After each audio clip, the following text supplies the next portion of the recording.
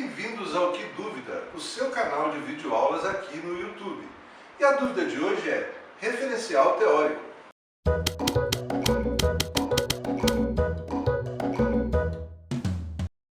Bem, vamos agora falar naquilo que compõe o seu trabalho, naquilo que dá a substância do entendimento, né?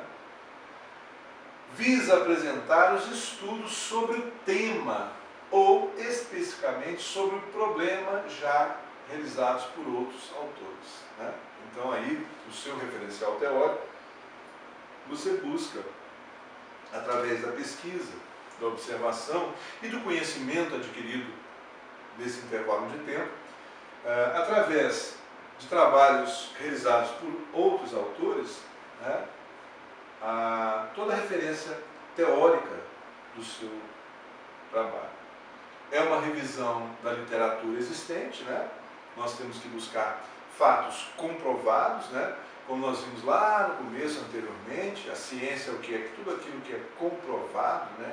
É tudo aquilo que é pesquisado, observado e comprovado. Ciência é comprovação. Então, metodologia científica é o quê? É um método de comprovação, de pesquisa e observação. Tudo que é comprovado. No que concerne não só o acervo de teorias e suas críticas, como também de trabalhos realizados que as tomam como referência. O autor deve revelar também suas preocupações e preferências, apontando as lacunas, discordâncias e pontos que consideram que precisam ser confirmados. Isso é muito importante, observar essas questões com muito cuidado, né?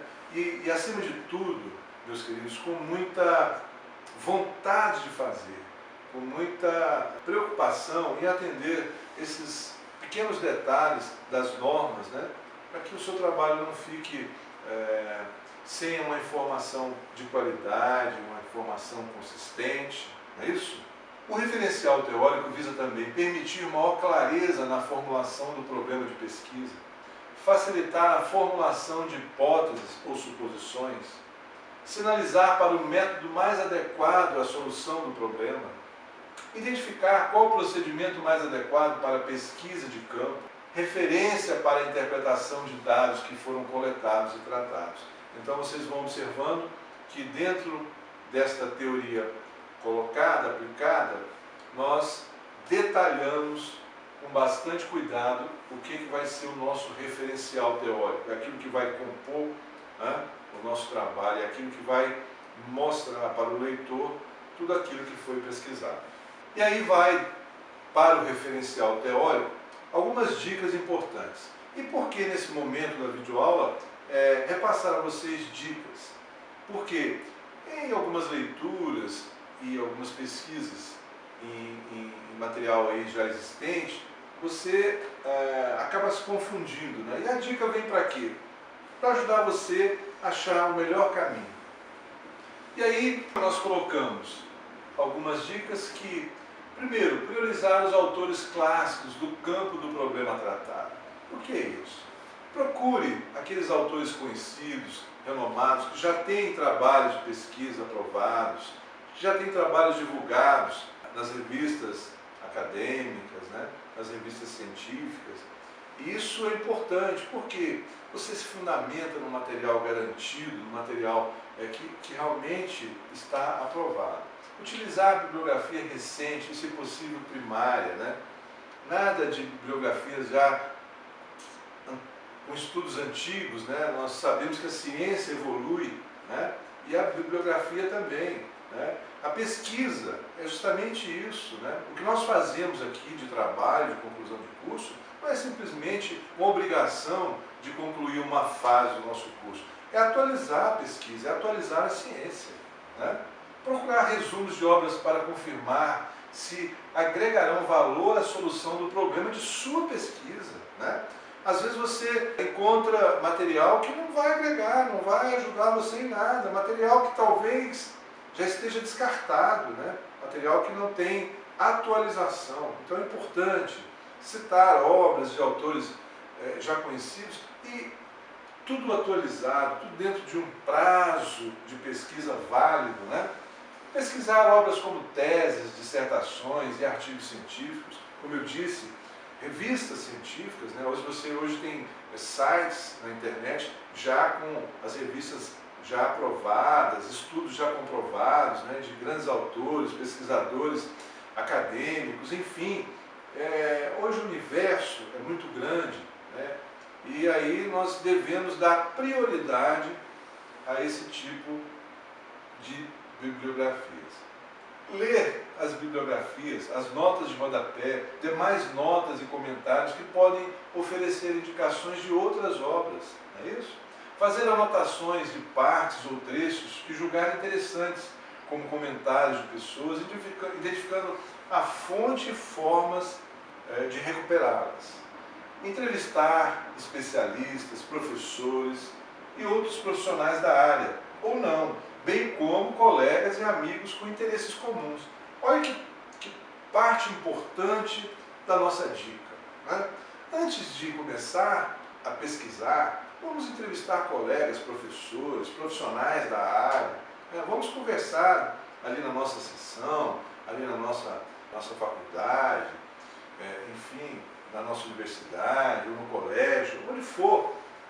Entrevistar pessoas que têm também interesse naquele tema, que conhecem, né, que têm vontade de trabalhar com aquele assunto. Especialistas, professores e outros profissionais, não é isso? Vamos agora falar sobre como escrever e organizar o texto do seu referencial teórico. E aí é um momento de bastante atenção com a nossa videoaula, porque é o momento em que nós começamos a entender a formatação, ou seja, a forma que a norma estabelece, né? A formatação é simplesmente a forma com que o método, a norma, estabelece, né? Para que nós possamos fazer a nossa pesquisa, o nosso trabalho. E aí, vem aí as dicas. Redigir de forma impessoal, né? Nada do achismo, nada eu acho, eu penso, né? Salvo passe que julgar necessária e colocar uma opinião pessoal. Mas eu não aconselho você colocar no seu trabalho muita ideia sua, né? Salvo se você julgar realmente necessário. Muita atenção para não fazer juízo de valor. Olha só, se você está procurando uma obra já aprovada, um trabalho científico, cuidado com o juízo, né? Cuidado na hora de fazer uma crítica sobre aquela obra. Geralmente aquele autor já fez várias pesquisas, já estudou, já observou muito sobre aquele assunto, então não que ele esteja totalmente dentro de sua razão, é claro, nós também podemos ter uma opinião própria, mas nada de fazer juízo, né, no nosso trabalho. Argumentar com profundidade, coerência, clareza e elegância, não é isso? Usar de forma parcimoniosa metáforas, histórias ou poesias para ilustrar conceitos, entendimentos ou ideias. Não utilizar adjetivos ou chavões populares, salvo em citações. Evitar parágrafos jumbo, né, que prejudique o entendimento do texto. Ou seja, quando fala jumbo, grande, né, parágrafos, né, exagerados. Organizar, diferenciar títulos dos subtítulos. Olha aí uma parte importante, com um exemplo bem tranquilo de observar. Se nós vamos falar sobre referencial teórico, os subtítulos devem ser organizados de forma cronológica, né? E aí eu falo sobre a ética das organizações, as teorias da ética e as escolas da ética. Então, é um formato em que eu coloco como referencial teórico o meu tema principal e os subtemas, né? Então, eu diferencio o título do subtítulo. O referencial teórico deve abordar os conceitos sobre o tema do trabalho, ou seja, o que é, as teorias pesquisadas, como é, as aplicações práticas para que serve, e como sugestão, cada uma dessas abordagens pode dar abertura a um subcapítulo do referencial teórico. E como é que isso funciona? Referencial teórico, fundamentos e conceitos de cultura.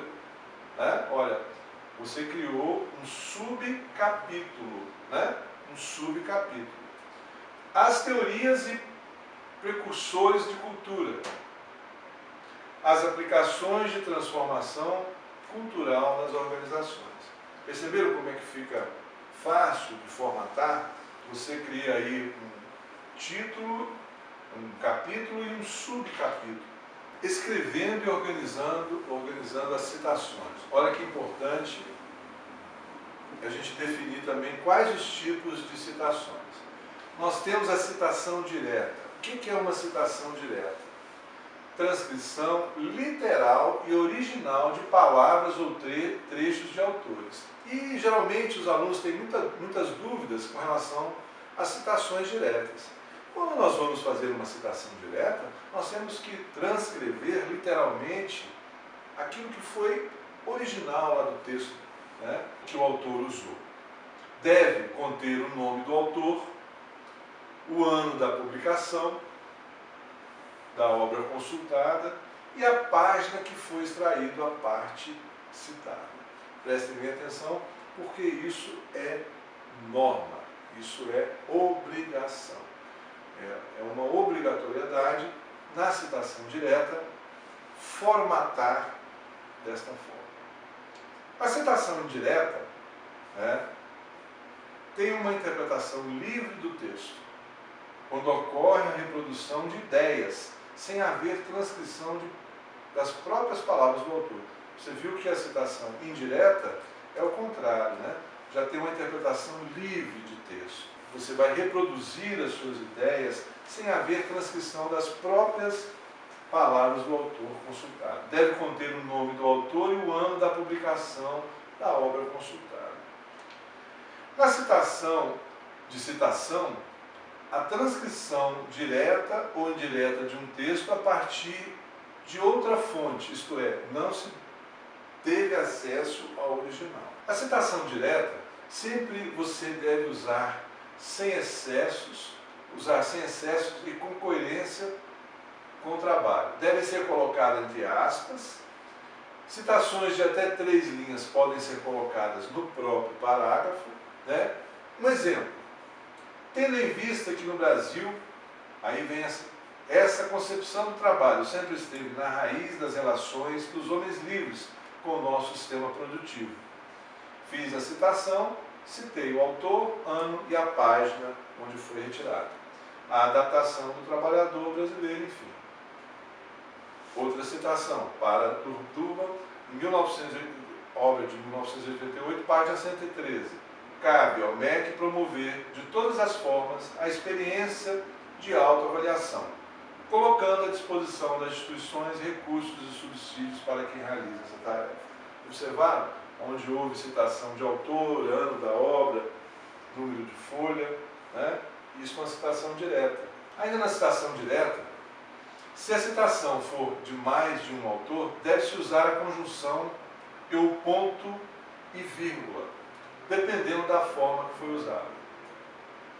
Para mais de 3 autores, deve-se colocar o nome do primeiro autor da obra, seguido de etc. Exemplo, segundo Cunha e Matos, o ano da obra de 1992, na página 50, a globalização é um processo que ocorre desde a colonização brasileira. Outro exemplo, os especialistas afirmam que a globalização é um processo que ocorre desde a colonização brasileira. Cunha, Matos, a citação dos autores, ano e página. Para Salles e tal, né, observar, a pesquisa qualitativa requer um roteiro, conforme a norma técnica vigente. A pesquisa qualitativa requer um roteiro. Salles. Né? Então, exemplos bem práticos para vocês entenderem o que é uma citação direta. Se a transcrição tiver mais de 3 linhas, mude de linha, reduz o espaço entre as linhas e comece a escrever com um recuo de 4 centímetros. Né? Então, nós vamos recuar 4 centímetros e começar a escrever da margem. Com fonte Arial tamanho sempre 10 e sem aspas. É importante vocês entenderem que fonte sempre Arial e tamanho 10 para a citação direta. Exemplo, trabalhador atua e sobrevive nas organizações brasileiras à margem de um sistema autoritário e inibitório de iniciativas mais participativas. Nossa fé democrática é débil e a submissão do cidadão é um traço cultural que contribui para enfraquecê-la.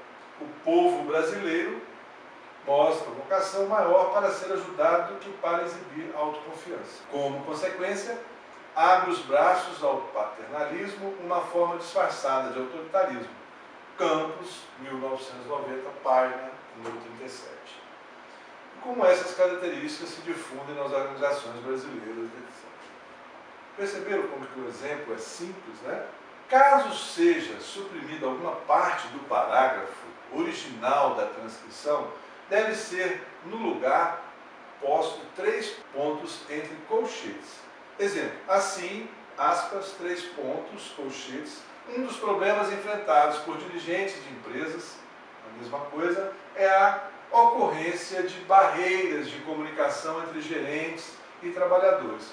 Faz a citação do autor, o ano da obra e a página. No caso de incorreções gramaticais ou incoerências na citação, pode-se colocar a expressão latina sic, S-I-C, que significa assim mesmo, entre colchetes e logo após a ocorrência.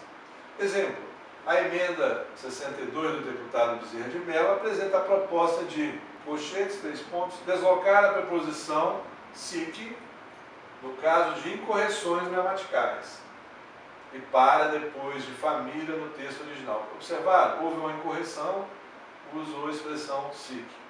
A inserção sic da tecnologia, a inserção, citou a incorreção, da tecnologia no contexto social saudável deve permitir seu uso, não como um objeto de exploração, denominação de uns sobre os outros. Colchetes, 3 pontos, fecha, cita o autor, o ano e a página. Para enfatizar ou destacar uma palavra ou trecho de uma citação direta, usa-se grifo, negrito ou itálico, devendo indicar a alteração com a expressão grifo nisso, no fim da chamada. É importante observar esses detalhes, né? Porque durante o trabalho, durante a pesquisa, vão acontecer várias situações da necessidade de uma citação. E aí, exemplo, a realidade é nua e crua. Livro, 1972, página 10, grifo nisso. Quando ele está querendo forçar, né, a referência em cima de um detalhe que ele achou interessante. Caso já exista destaque no texto consultado, use-se a expressão grifo do autor, após a indicação da autoria. Exemplo, se a tabela ou figura for de outro autor que não você, escreva abaixo a palavra fonte e faça a referência. Vergara, 2004, página 43, grifo do autor. Observaram? Grifo nisso sua, grifo do autor. Agora falando sobre a citação indireta. A citação indireta dispensa o uso de aspas.